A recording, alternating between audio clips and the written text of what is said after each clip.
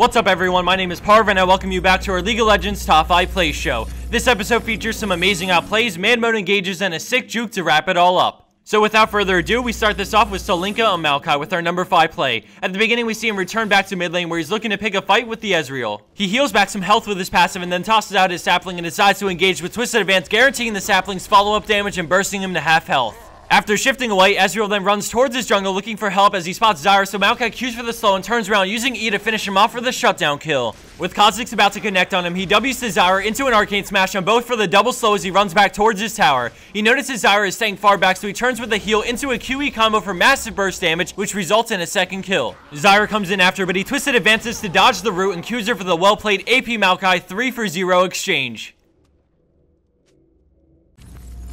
Coming in at our number 4 play is DiMarzio on Zed, who is farming top lane when he sees a good opportunity to jump onto Renekton, but he gets stunned and takes some damage from the tower, but he still finishes him off. Afterwards, he continues to push top lane, killing the few remaining creeps and then getting on the tower, bringing it to about half health before we see the enemy Nautilus coming from river to gank. He flashes into an ultimate and a Z, knocking up, slowing, and then rooting him, but he quickly puts down his living shadow and swaps to it, slowing Nautilus on his way out, which gets him just enough distance to avoid being hooked in. By now, we see he's sandwiched, but then Gragas body slams in and he uses his ultimate to avoid the damage and slow, then flashes his barrel. He runs onto the tower, tossing out his Q to deal some more damage as he runs around it and jukes the body slam, resulting in the kill. He continues to run away from Nautilus, making his way towards the brush, and then once he's in, he turns around and fights him, bursting him and putting down a living shadow to swap to, which dodges his Q and allows him to walk away with a 3-for-0 exchange with barely any health left.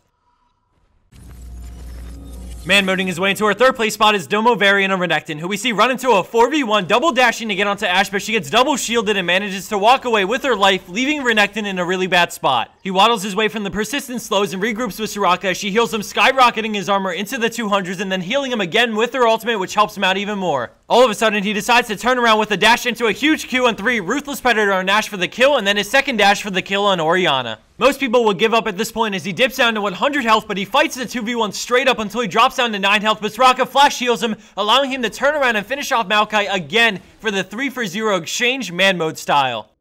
Coming in at our number 2 spot is Karmie on Elise, and at the start of this play, we see him rushing in to help Soraka, who is caught in the jungle as he shields her, and Karthus goes in with a great wall, but gets crescendoed as the enemy team retreats. Karthus flashes to keep up, and Lee Sin lands a Sonic Wave on Twisted Fate, but gets gold carded as we freeze it so you can keep track of the TF running in the back lines. He decides to go for the Resonating Strike into an immediate flash and ultimate on Sona, hitting every single one of them and popping them in the air, which allows Karthus to melt down their health in an amazing swap of momentum and excellent play to secure all 4 kills.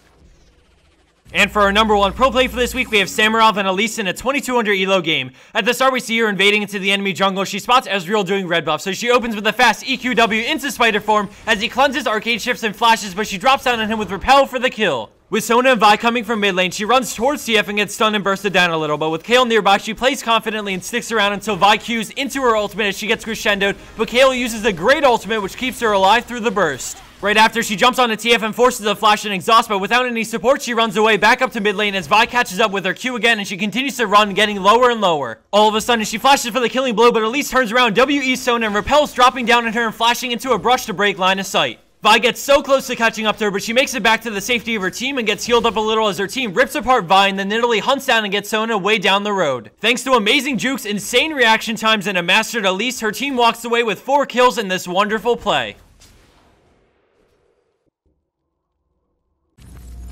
And for the bonus clip of the week, we have Galadriel on Teemo, who gets bailed on by his teammate, but somehow manages, you guessed it, a 3-for-0 exchange. Before I say my goodbyes, I wanted to wish Brandon, co-owner of Protatomonster, a very happy birthday today, February 1st. Thanks for watching, everyone. I hope you enjoyed this episode, and as always, take care and have a great weekend.